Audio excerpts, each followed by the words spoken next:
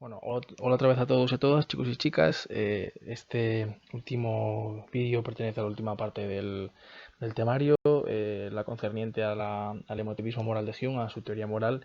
Bueno, antes de nada, he de deciros que la teoría moral de Hume es importante en dos sentidos. Uno, por la gran importancia, gran crítica que supuso en su momento, puesto que hasta ese momento la moral era algo casi dedicado únicamente a teólogos y tiene que estar siempre circunscrito a la teoría moral del cristianismo. A partir de entonces, a partir de la Ilustración, pero muy en concreto la crítica que hace Hume, bueno, fundamentará la teoría moral y impactará mucho la moral y la ética posterior. Y además de esto, en otro sentido también es muy importante, puesto que a quienes querráis presentaros por filosofía la parte específica en la EBAU. Este tema es uno de los nuevos y entonces, bueno, en ese sentido pues podría llegar a caer, ya que a veces hacen eso de, bueno, ponen un tema nuevo y ese tema nuevo pues bueno, suele caer a modo de,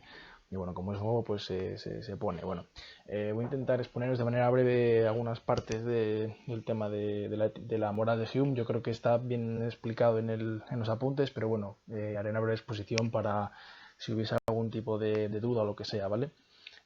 Como digo, lo que hace Hume en su reflexión sobre la moral es anteponerse a la visión tradicional de la moral, ¿vale? Como ha estado haciendo en toda su reflexión filosófica, es una crítica, es un anteponerse a a las diversas concepciones de las filosofías previas, ¿vale? En concreto se opone a la visión tradicional de la moral, según la cual la moral se fundamenta en la razón, ¿vale?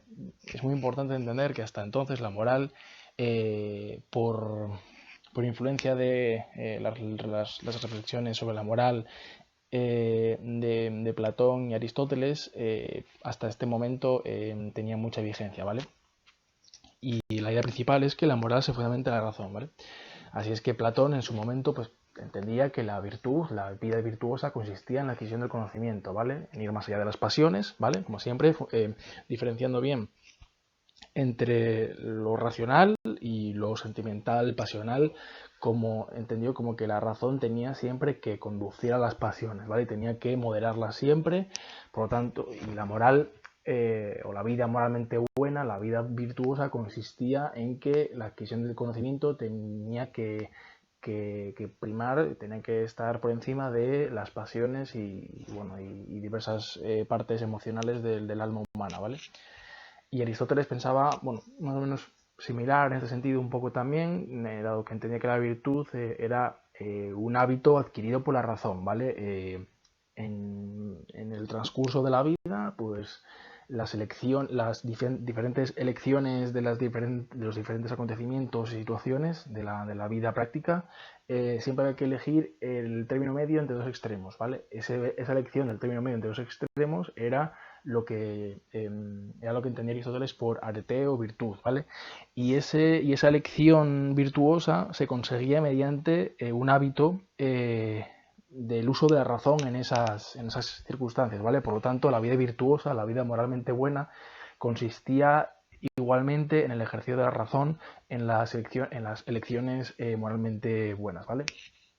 Y Santo Tomás de Aquino, como buen aristotélico, iba también en esta línea, ¿vale? Para que veáis que hasta la Edad Media seguía esta idea de que los actos morales siempre están dirigidos por la razón, ¿vale? Que la moral siempre se fundamenta en la razón. Esta es la visión tradicional de la moral, ¿vale?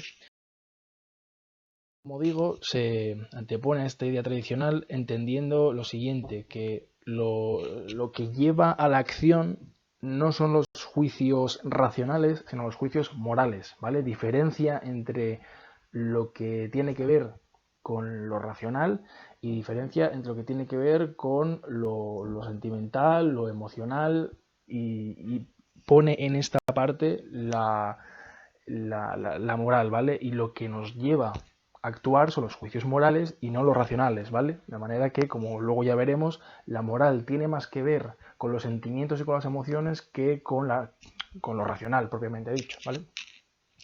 Y esto es así porque Hume entendía que la simpatía, entendida como sociabilidad, era el centro de la moral, ¿vale? Hume entendía que el ser humano tiene por naturaleza la simpatía, tiende a ser empático, ¿vale? La simpatía entendido como empatía, como sentimiento desinteresado que permite la comprensión del otro, como capacidad de dejar de lado el interés propio, los intereses individuales, para situarse en el interés del otro. Digamos, interés del otro entendido como el interés de lo social, como el interés del conjunto de la sociedad, como el conjunto de mis semejantes, ¿vale? Por eso tiene una gran importancia en Hume la parte de la simpatía, entendía como hoy día entenderíamos empatía, ¿vale? Y no meramente simpatía por, bueno, pues por uno o dos mis amigos, ¿no? Sino por el conjunto de la sociedad, ¿vale? Porque los veo como mis semejantes, ¿vale? Y eso es el centro para Hume de la moral, la simpatía, ¿vale? La empatía para con el otro. Por lo tanto, la teoría moral de Hume se llama emotivismo moral, porque la moral, lo que fundamenta la moral son los sentimientos y emociones, es lo emotivo lo que fundamenta la moral. En concreto, lo que fundamenta la moral son los sentimientos y emociones de aprobación y desaprobación. Lo que, digamos, la moral consiste básicamente en entender cómo o por qué sentimos aprobación por unas cosas, por unas personas, por unas cualidades, por unos actos, por unos acontecimientos, y sentimos desaprobación por otros actos, otras personas, otros acontecimientos, otras actitudes, ¿vale? En eso consiste la moral para Hume. No consiste en algo racional, en algo que tenga que ver con el análisis racional propiamente dicho, sino con los sentimientos y las emociones, en entender los sentimientos y las emociones, ¿de acuerdo? Este emotivismo moral de Hume entiende dos características principales, ¿vale? Por un lado, que los juicios morales no son ni verdaderos ni falsos, ¿vale? O sea, la moral o los sentimientos morales no son ni verdaderos ni falsos, ¿vale? Sino que expresan sentimientos y emociones, ¿vale? O sea, la moral tiene que ver más con los sentimientos y las emociones, con lo emocional, con lo emotivo, con lo sentimental, y no con criterios de verdad o falsedad, ¿vale? Por un lado está lo que es racional, lo que es verdadero o falso, los criterios de validez de algo, que esos son juicios racionales, y otra cosa son los juicios morales, ¿vale? Y los juicios morales son además los que llevan a la acción, ¿vale? Y por otro lado, esta moral de Hume es una moral utilitarista en el sentido de que lo que es virtuoso o es vicioso, lo que es bueno o malo, lo que es preferible o es rechazable, depende de la utilidad que le demos a ese algo para la vida social, ¿vale? O sea, para Hume la moral es utilitarista en el sentido literalmente de eso, de que algo nos es útil en virtud de si nos parece bueno o malo, ¿vale? Lo que entendemos como algo virtuoso, como una persona virtuosa o una persona mala, depende de si eso constituye o no una utilidad para la vida social, puesto que, como bien anteriormente he dicho, Hume entiende que somos sociales por naturaleza, ¿vale? Es decir, somos seres sociales, tenemos a la sociabilidad, a la empatía por naturaleza.